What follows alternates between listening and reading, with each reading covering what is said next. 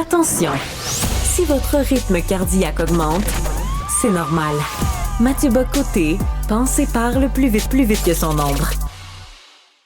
Alors, c'est un devoir, mais plus qu'un devoir, un plaisir, que de recevoir à ce micro de jeunes intellectuels qui contribuent à fracturer le politiquement correct dominant dans tous les domaines. On parle souvent ici d'immigration, on parle souvent de la théorie du genre, on vient d'en parler, mais on pourrait parler aussi de l'école qui était véritablement déconstruite ou presque détruite depuis quelques décennies. Eh bien, il y a de jeunes personnes, des jeunes hommes même, on s'en excuse à l'avance, qui peuvent tenir, des jeunes femmes aussi, je vous rassure, qui peuvent tenir un discours assez critique de ce que devient l'éducation aujourd'hui et qui plaident pour le rôle du bon élève. Pour en parler, je reçois Philippe Lorange. Philippe Lorange, bonjour. Bonjour. Alors, il y a de bons étudiants, il y a des mauvais, il y a des troubles faits à l'école, mais on parle assez rarement des premiers, des bons étudiants qui vont à l'école avec cette idée à l'école, donc primaire, secondaire, cégep, université, qui vont avec un désir légitime de transmission culturelle. Comment se fait-il que, mais vous avez écrit tout récemment sur la question, comment se fait-il qu'on ait perdu la trace de cet étudiant qui va à l'école, qui va dans le système scolaire avec le désir légitime d'apprendre? Eh bien, je crois que naturellement, on s'intéresse à ceux qui ont plus de difficultés, ce qui est tout à fait normal parce que leur problème le plus urgent, si on veut. C'est-à-dire que si on peut investir suffisamment d'argent et faire les choses intelligemment, on sait qu'on peut parfaitement sauver un jeune, par exemple, du chômage ou d'une situation plus difficile quand il sort de l'école. Et donc, on sait que le décrochage scolaire est plus grave qu'un jeune qui réussit, mais qui n'est peut-être pas allé jusqu'au bout des connaissances qu'il aurait pu apprendre. Donc, je peux comprendre que dans toute société, le sujet le plus important, ce sont les élèves qui ont de la difficulté, les élèves qui sont propices au décrochage scolaire. C'est tout à fait normal.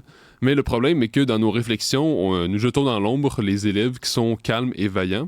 Et parce que le problème, c'est que ces gens-là ne sont pas dans une situation idéale pour apprendre.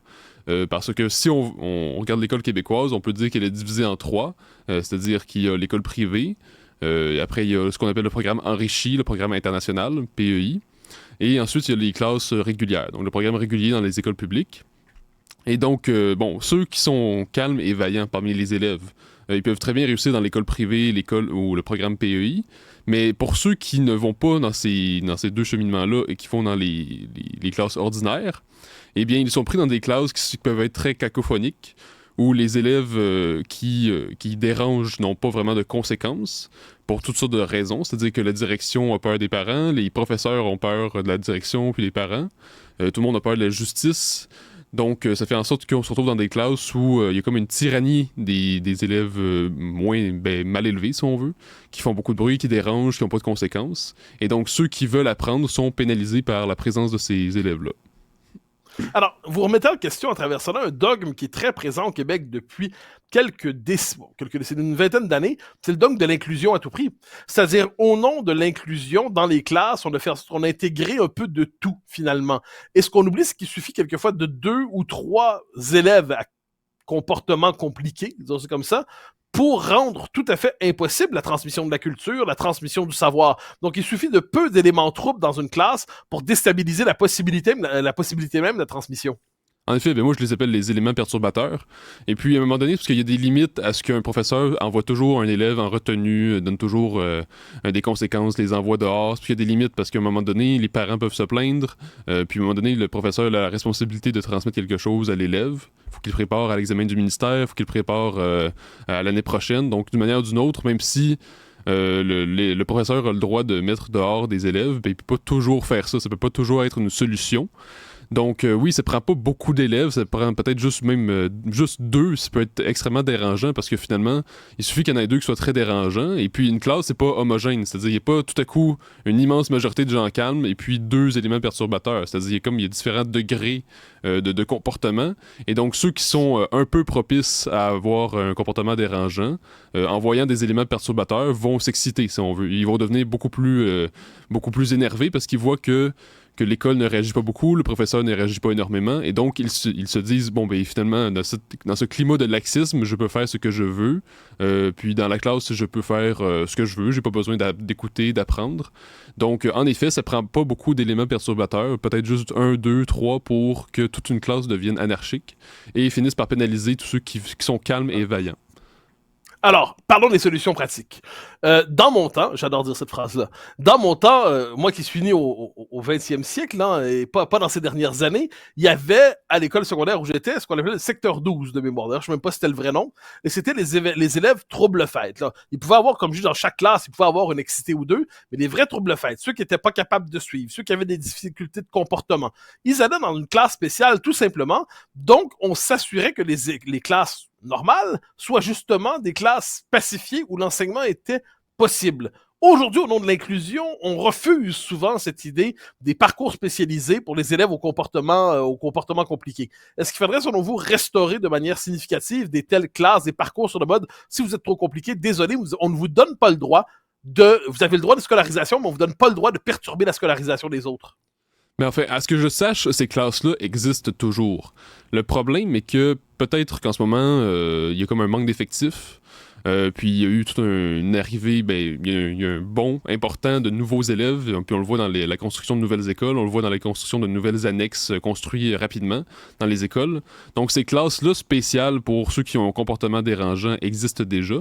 L'affaire, c'est que est-ce qu'il y en a assez? Est-ce qu'il manque d'élèves dans ces classes-là? Parce que moi, en fait, c'est ça mon constat. C'est-à-dire que oui, ces classes-là, elles existent déjà pour ceux qui ont un comportement dérangeant. Il y a même des écoles qui sont conçues juste pour ça.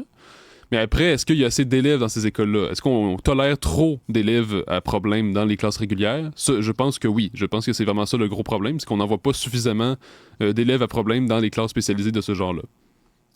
Alors, moi, mon père était prof, ma mère était prof. Donc, aurais-je eu le malheur d'aller dans une école où la culture n'était pas transmise, que la maison s'en occupait? C'est pas tout le monde qui a un père prof et une mère prof. L'école, lorsqu'elle n'est pas assez exigeante culturellement, intellectuellement, finalement, elle handicape moins des élèves qui, comme moi ou comme d'autres, ont la chance d'avoir des parents qui avaient un bon capital culturel. Elle handicape tous ceux qui, à la maison, n'avaient pas déjà ce capital culturel et ne le rencontreront pas ailleurs dans leur vie, sauf exception. Mais absolument, absolument. C'est pour ça que la question est extrêmement importante, parce que, comme je disais dans le texte, c'est parce que, en ce moment, les élèves qui sont bons, ou du moins qui sont vaillants, qui sont calmes, on tient pour acquis leur réussite. Donc, on se dit, ces jeunes-là sont calmes, alors même si la classe est un peu cacophonique, ils vont quand même réussir à passer au travers, puis après le secondaire, de toute façon, ça va se calmer. Mais c'est-à-dire que pendant ces années-là, de secondaire, de primaire, ils prennent du retard par rapport à d'autres élèves qui sont dans des classes qui sont plus propices à l'apprentissage. Parce que, veut pas, avec autant de gestion de classe, c'est certain que ces élèves-là perdent du temps parce qu'ils ne sont pas concernés par les interventions du professeur qui envoie des gens à retenue, qui donne des conséquences, qui va parler fort. Donc, ces élèves-là ne sont pas concernés par la gestion de classe, mais ils sont pénalisés parce qu'on perd du temps. Donc, naturellement, le cours va moins vite, puis on est toujours interrompu. Donc ça, c'est une première chose. Une deuxième chose, c'est que l'école québécoise ne transmet plus vraiment de classiques de la littérature. Enfin, je sais pas si elle l'a déjà fait, mais c'est-à-dire qu'il n'y a pas vraiment un souci de transmission de la culture, parce qu'on est toujours dans l'idée, c'est-à-dire qu'on sous-estime l'élève, on se dit qu'il est un jeune, donc on va lui passer des lectures jeunesse. On se dit qu'un adolescent n'est pas capable de lire Guy de Maupassant ou Flaubert, donc on lui fait passer uniquement des lectures jeunesse qui, soit dit en passant, quand on parle à des élèves, suscitent souvent l'ennui. Tandis que si on transmettait des vrais classiques qui ont été marqués par le temps, qui ont été approuvés par les siècles, je crois que ça susciterait plus d'intérêt, puis on transmettrait réellement la culture.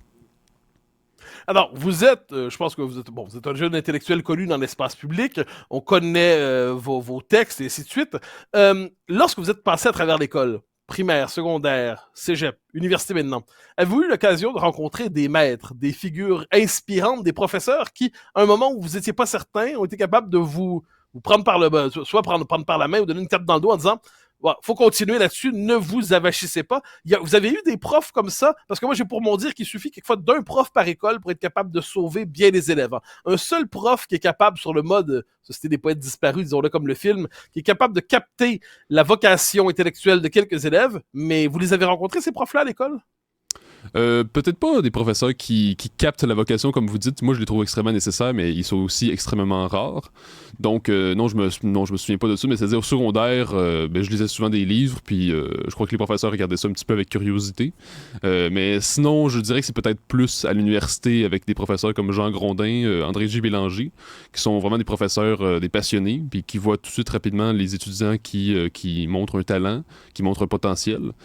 Pour le secondaire, évidemment, j'ai eu des professeurs qui sont très qualifiés, qui sont très bons. Mais après, c'est-à-dire dignes de la Société des poètes disparus, c'est une autre affaire. Excusez-moi. Mais c'est-à-dire que non, c'est quand même assez rare. Et j'ai pas nécessairement un souvenir d'un professeur qui cerne la vocation et qui pousse à bout. Peut-être justement parce que l'école québécoise n'est pas dans l'idée justement d'une transmission civilisationnelle, mais plus dans l'idée de développer des compétences puis de former des travailleurs efficaces. Tandis que si on est dans une autre réflexion, si on est dans une autre idée de ce qu'est l'école, peut-être c'est beaucoup plus difficile de trouver des professeurs qui pensent autrement. Qu'est-ce que vous auriez aimé trouver à l'école que vous n'avez pas trouvé? Déjà, une première chose, c'est qu'il faut être dans un souci de transmission civilisationnelle. Donc, à mon avis, comme je le disais tout à l'heure, il faut absolument que dans les cours de français, dans les cours de littérature, on enseigne les classiques de la littérature. C'est vraiment pas juste un détail, c'est pas juste un petit souci, un caprice de quelqu'un qui serait plus intellectuel. Pour moi, c'est vraiment fondamental parce que c'est avec les classiques de la littérature qu'on transmet des nuances sur ce qu'est l'existence humaine, qu'on apprend le vocabulaire et donc on apprend à lire et écrire. Donc pour moi, c'est fondamental. Autre chose, je dirais que beaucoup moins d'idéologie, donc le cours ECR qui aurait dû être aboli, moins de morale, de choses comme ça. Et dernière chose, ce que j'aurais beaucoup aimé, c'est que les cours d'histoire du Québec auraient été bien plus enrichis, parce que je trouve pas ça normal qu'un élève de nos jours doit faire 12 ans d'anglais du primaire au cégep, donc 12 ans obligatoires d'anglais, mais doit faire seulement 2 ans d'histoire du Québec national. Alors que c'est extrêmement important de connaître l'histoire pour s'identifier à la nation d'appartenance. Et comme on sait, on ne s'engage pas pour une communauté si on ne s'y identifie pas. Il faut avoir un sentiment d'appartenance. Je pense que c'est fondamental pour la communauté politique. Il nous reste 30 secondes. Simplement une question simple. Un livre qui vous a marqué? Mon Dieu, il y en a énormément. Ah ben voilà pourquoi je demande un. Le livre qui vous a marqué dans votre parcours, le livre qui a fait en sorte que vous étiez et vous êtes devenu autrement. Il y en a plusieurs, mon Dieu, il y en a plusieurs. Moi, en fait, ça va l'air un peu lèche-botte, mais quand j'étais adolescent, j'ai découvert vos livres, notamment. Et l'un qui m'avait marqué, c'était Exercice politique. Donc, avec ça, j'avais découvert un peu les grands enjeux du Québec, puis une certaine manière de voir qui confirmait mes intuitions. Sinon, un roman, je dirais Atala de Chateaubriand, qui m'a fait, que j'ai trouvé très joli. Voilà. Bon, je précise que la fête n'était pas organisée avec les adhésions. En effet, oui. Donc, quoi qu'il en soit, Philippe Laurent, c'était un plaisir de vous recevoir. Nous vous recevrons à nouveau. Merci infiniment. Merci.